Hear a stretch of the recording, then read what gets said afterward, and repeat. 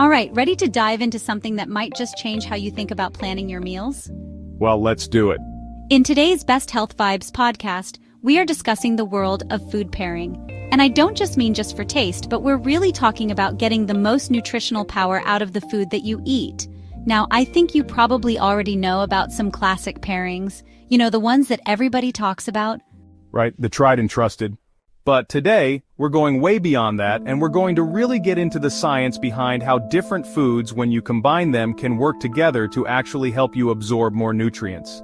Yeah, it's really cool where science and the culinary arts kind of come together, and so we're going to be looking at how certain compounds that are found in foods can actually interact with each other, and sometimes they'll boost how much your body can actually use those nutrients.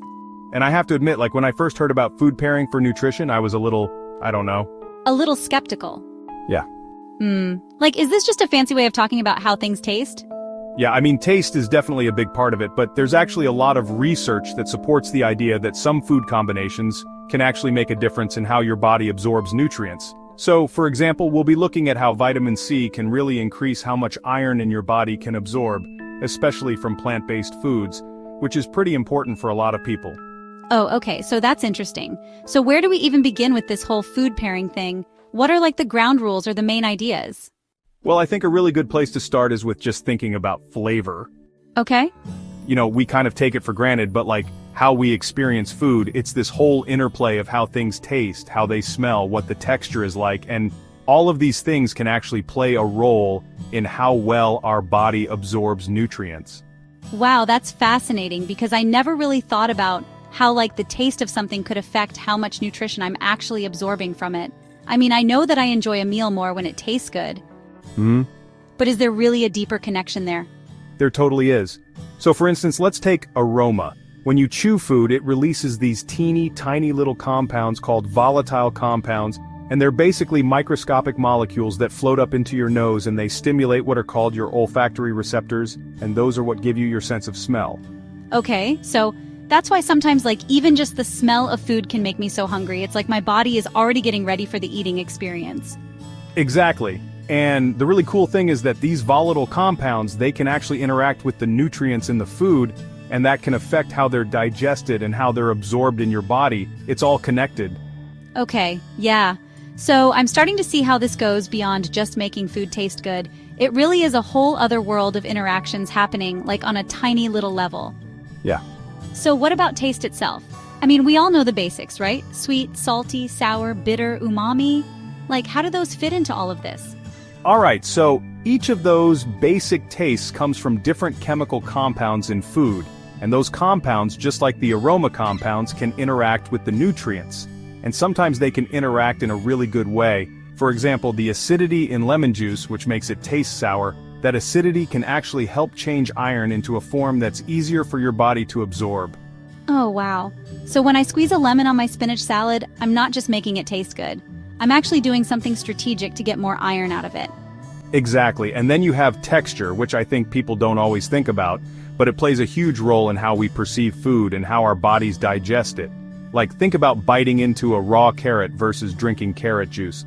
The act of chewing actually helps break the food down and makes it easier to access those nutrients, right? It's like our bodies have figured out how to make the most of the food we eat, even down to the way we actually physically break it down. That's pretty amazing. It is. And as we start talking about specific food pairings, you'll see more and more examples of how all these things work together to create a symphony of taste and health benefits. Okay, I'm ready for the next movement of the symphony. Let's talk about some of these specific pairings that can really make a difference. I know from what we've been looking at that iron and vitamin C are kind of like the power couple of the nutrition world. So, can you break down why they work so well together? Sure, iron is super important for carrying oxygen throughout your body. It helps you have energy, and it's just crucial for overall health. But the type of iron you eat makes a big difference in how well your body can actually use it. So you've got heme iron, which is found in animal products, and that's pretty easy for your body to absorb. But then you have non-heme iron, which is found in plants, and that one's a little bit trickier for your body to get to. Okay, so if you're someone who eats mostly plants, are you at risk of not getting enough iron? It's something to be mindful of, but that's where vitamin C comes in. It's like a superhero sidekick for non-heme iron. It really helps your body absorb it much better. Oh, cool. So it's not about eating enough iron. It's about making sure that iron is in a form that my body can actually use. You got it. And vitamin C is like the key to unlocking that. And it's really easy to add vitamin C to your meals, like squeezing a lemon on lentil soup or adding bell peppers to your stir fry. Those little things can make a big difference. Wow, that's a pretty simple change with a potentially big payoff. What other dynamic duos should we know about? I know we also read about calcium and vitamin D for healthy bones. Right, that's another really important pairing. Calcium, as you know, it's like the building block of your bones. But without vitamin D, your body can't really use it efficiently. Vitamin D is kind of like a guide. You know, it helps get the calcium from your gut into your bones where it needs to be. So, is that why milk usually has vitamin D added to it to make sure you're getting the most out of that calcium? Exactly, and it's not just milk. You'll find vitamin D added to other things like yogurt and some cereals. And of course, your body makes vitamin D when you get sunshine. So getting some sun after you have something with calcium can help. Oh, good reminder to get outside, especially with winter coming. Yeah. Now, this next one is kind of interesting to me because it involves fat. We learned that fat-soluble vitamins like A, D, E, and K actually need fat to be absorbed properly. And I gotta admit that sounds kind of counterintuitive. It does, but it's true. The healthy fats you find in things like avocados, nuts, olive oil, they're not only delicious, they're actually helping your body get those fat-soluble vitamins into your bloodstream. Think of it like the fat is making little rafts that carry the vitamins where they need to go. Okay, so when I put olive oil on my kale salad, I'm not just making it taste better, I'm actually helping my body use all those great nutrients in the kale. It's like a double win.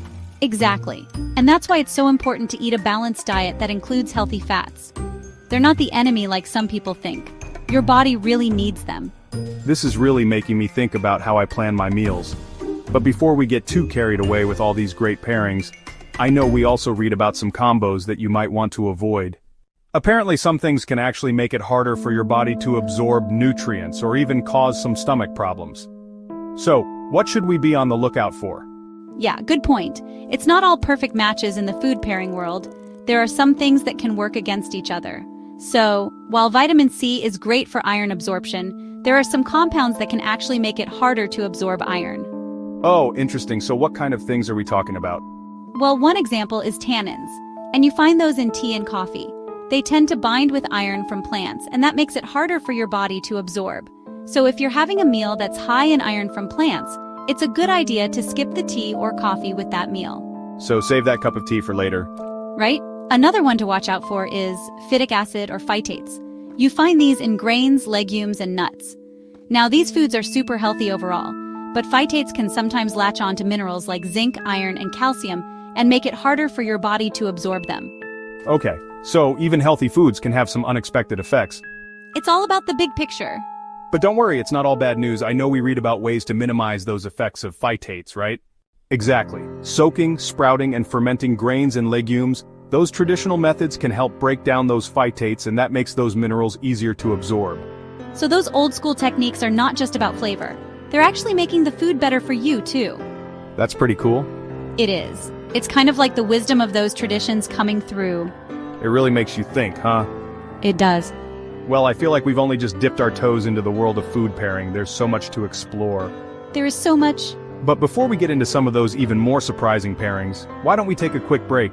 When we come back, we'll be talking about some combinations that might sound a little strange at first, but trust me, they make sense, and they actually taste amazing and have some great health benefits.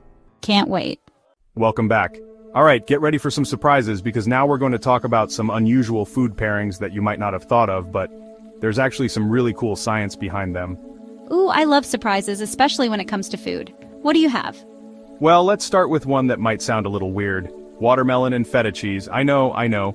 Sounds a little strange, but the sweet watermelon with that salty, tangy feta is so good, and it's actually really good for you too. Okay, I'm willing to try it, but how does that make it more nutritious? Isn't watermelon mostly just water and sugar? Yeah, it's super hydrating, but it's also got a good amount of lycopene. That's a powerful antioxidant that can help protect your cells from damage. And studies have shown that when you eat watermelon with healthy fats, like the kind you find in feta cheese, it actually helps your body absorb more lycopene. Exactly. Wow. So it's not just a refreshing summer snack, it's like a delicious way to get those antioxidants. Okay, I'm liking this. What else you got? How about strawberries and balsamic vinegar? You've probably heard of that one, right? Oh yeah, I love that combination. It's like the sweet and tangy just work perfectly together. Yeah. But I never really thought about why, nutritionally. So, strawberries are packed with vitamin C, and we already talked about how great that is for absorbing iron, but they also have these things called anthocyanins, which give them that beautiful red color, and they're also antioxidants. And balsamic vinegar has polyphenols, which are another type of antioxidant, and they also can help with inflammation. So it's like a double dose of antioxidants and it tastes amazing. Exactly. And you know what? There's another classic pairing that's got some hidden benefits: apples and cheddar cheese. Oh, now that's a classic for a reason. But honestly, I always thought it was just about the sweet and savory flavors. The flavors are definitely a big part of it, but apples, especially the peels, they have quercetin, which is a flavonoid, another type of antioxidant that can help with inflammation too. And cheddar cheese has calcium and protein, both of which are super important for strong bones and muscles. Okay, so we've got the antioxidants from the apple, the calcium and protein from the cheese, and it tastes amazing. It's a win-win-win. All right, you mentioned another one earlier that I got to hear more about: dark chocolate and avocado. Oh yeah, that's a good one. It might sound a little strange, but it's actually super delicious and it's surprisingly good for you. So, dark chocolate and avocado, I can imagine the flavors working together, but what's the science behind that? Well, dark chocolate, especially the kind with a lot of cocoa, it's got flavonoids, just like apples. And those flavonoids are really good for your heart. And avocado, it's got those monounsaturated fats, the healthy kind that can help lower bad cholesterol. So, it's like a guilt-free indulgence that's good for my heart. Yeah. I'm in. What's the best way to eat them together? Oh, there's so many ways. You could make a smoothie, melt some dark chocolate, and dip avocado slices in it, or even make a mousse. Ooh, those all sound amazing. I'm adding that to my list for sure. It's pretty cool how something so simple can be so good for you and taste so good at the same time, right? It is. So, we've talked about some classic pairings, some more unusual ones. Where do we go from here? How do we actually use all this info in our daily lives? So, we've learned all about the science behind food pairing, and we've even talked about some pretty unexpected combos that work. But now comes the tricky part: how do we actually use all this information? It's easy to get excited about these pairings, but how do we work them into our everyday lives? Yeah, that's a good question. I think the key is to start small, make gradual changes. You don't have to change your whole diet overnight. Just think about little swaps or things you can add to your meals. So instead of trying to make these perfectly paired meals all the time, Yeah. we can just focus on adding in 1 or 2 new pairings at a time. Exactly. Like if you're already having a spinach salad, add some strawberries or squeeze a little lemon juice on top. Or if you're making lentil soup, throw in some chopped bell peppers. Just little things like that. Oh, that makes sense. Feels less overwhelming that way. What about those pairings with the healthy fats? We talked about how important they are for absorbing those vitamins. But I have to admit, sometimes I'm not sure how to add them in a way that feels healthy and tasty. Well, one easy way is to just drizzle some olive oil on your salads or roasted veggies. Not only does it taste good, but it also helps your body absorb those nutrients. Oh yeah, olive oil. Sometimes I forget about that one.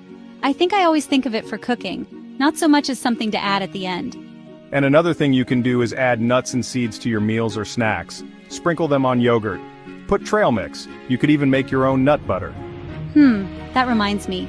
We talked about soaking and sprouting to reduce the effects of phytates and grains and things like that. Right? Is that something that's easy to do at home? It's way easier than you might think. Just soak grains like rice or oats overnight. And sprouting nuts and seeds is super easy. Just rinse them and let them sit in water for a few hours. I have to try that. I love those kinds of simple tips that can make a big difference. What about those more unusual pairings? I'd love to experiment with those, but sometimes I feel a little intimidated. I get it. But the most important thing is to have fun and don't be afraid to try things out and see what you like. Start with just one unusual pairing and go from there. Like try that watermelon and feta salad we talked about, or some strawberries with balsamic vinegar. It's all about exploring. Yeah, it's a good reminder that eating healthy doesn't have to be boring, right? This whole deep dive has been so interesting. I feel like I've learned so much. I can't wait to start trying out some of these pairings and see what happens. I'm excited for you. Just be curious and have fun with it. It's all about finding what works for you. That's great advice. Well, thanks for joining us for this discussion into the world of food pairing. We hope you've learned some new things and that you're feeling inspired to get creative in the kitchen. Remember, don't be afraid to experiment. And most importantly, enjoy the delicious journey of optimizing your nutrition. Oh, and don't forget to like and subscribe to our channel so that you don't miss future Best Health Vibes podcast.